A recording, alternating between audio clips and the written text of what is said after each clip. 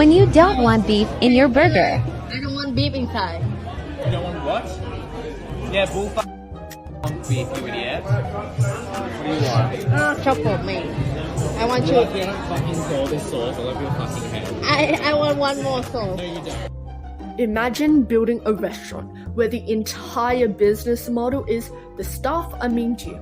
Now imagine that restaurant getting over 1 billion with a B views on TikTok. Now imagine it going bust in basically every single country it touched. That's Karen's Diner, a restaurant chain so viral it should have been unkillable, and so structurally doomed that it barely lasted 3 years anyway. This isn't a story about bad luck, it's a story about a business built entirely on a joke. And jokes, it turns out, have a shelf life. Let's break down exactly how Karen's Diner engineered its own demise.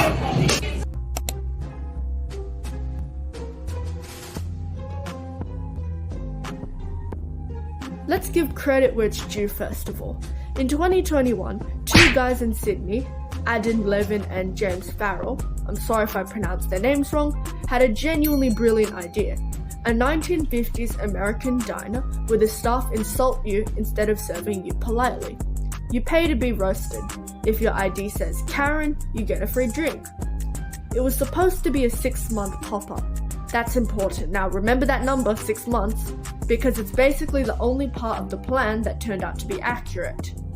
The concept exploded. It tapped into 2 things happening at the same time.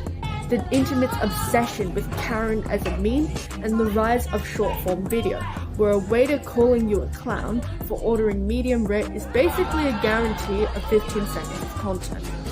Karen's Diner didn't need a marketing budget because every customer was a walking commercial, filming their own humiliation and posting it for free.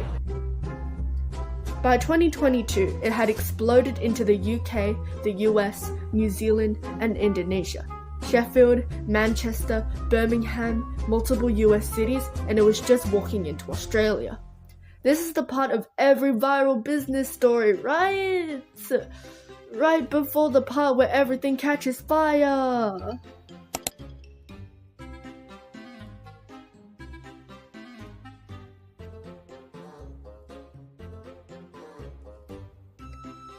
Now, here's the first structural flaw, and it's a big one. Karen's Diner sold a reaction, not a meal. It was a novelty item.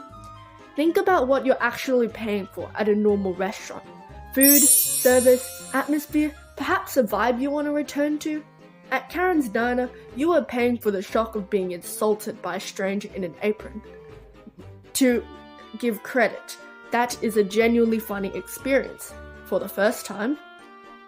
But the problem is, novelty doesn't compound, it decays. The joke where the waiter throws your cutlery at you and calls you grandma is hilarious once, but by the 3rd visit it's just a guy being rude to you while you eat an overpriced burger. And burgers, it turns out, were never really the point, was there? Reviews consistently mentioned the food was fine, forgettable, sometimes bad. Nobody was coming back for the food. Compare this to the restaurants that actually last decades. They're not viral, they're consistent. You go back because the food is good, or the service is good, or both. Karen's Diner's entire value proposition required customers to be surprised by something that the internet had not already showed them before they walked through the door. You can't ambush someone with a bit that they've watched complications on the bus ride over. And here is the problem, it was a novelty.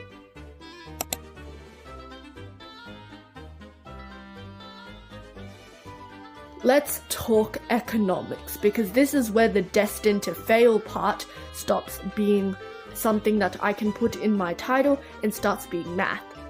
Running a themed restaurant is more expensive than running a normal one. You need staff who can improvise insult comedy for 8-hour shifts without it becoming genuinely upsetting.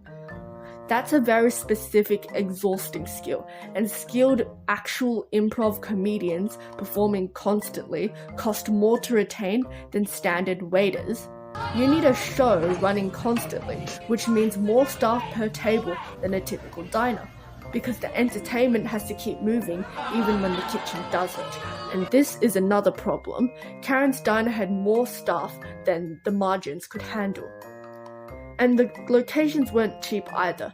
City centres, high football, prime real estate to catch walk-in tourists and stag-do groups. That's exactly the kind of lease that becomes brutal in the moment foot traffic dips even slightly. In other words, rent high equals bad profits.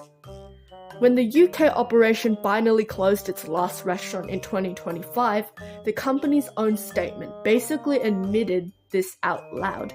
The site's franchise owner said, in effect, that it's incredibly hard to run a restaurant and a live theatre production at the same time, especially with rising business costs. That's not a minor operational hiccup. That's the whole business model being fundamentally more expensive to deliver than a normal restaurant, while charging roughly what a normal restaurant charges.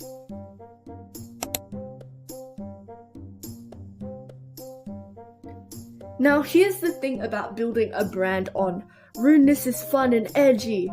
It only works as long as everyone agrees on where the line is drawn, and Karen's Diner kept finding new and creative ways to cross it. In Brighton, the location closed in 2023 after inspectors found drug residue in the bathrooms, including reportedly on a baby changing table.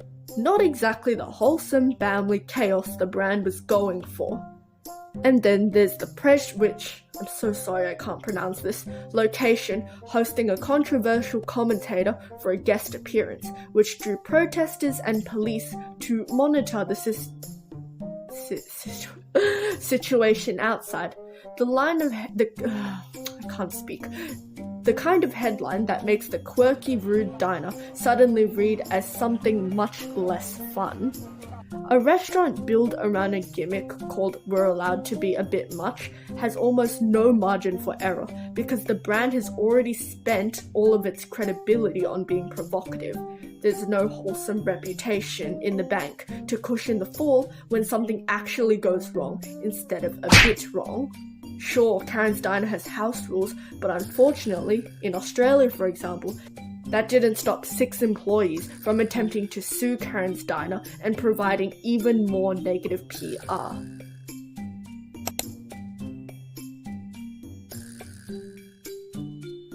And this is where it gets almost darkly funny.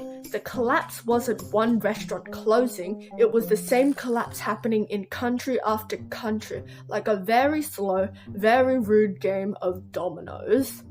2021, Sydney pop-up opens. 2022, rapid expansion, UK, US, New Zealand, Indonesia. June 2023, Australian parent company, Viral Ventures goes into liquidation.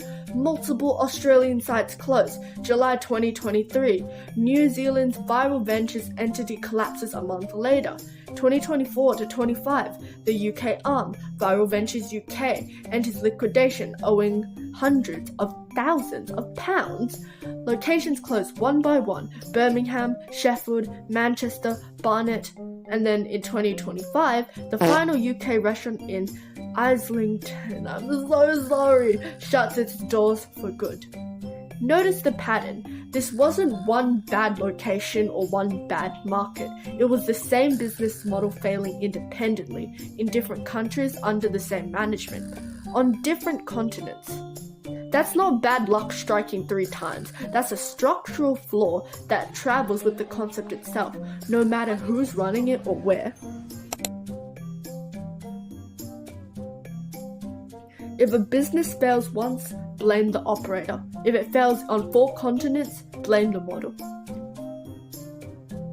So what can we learn from this, and what actually killed Karen's Diner? Well, the answer is that it wasn't one thing. It was a stack of things, all pushing in the same direction.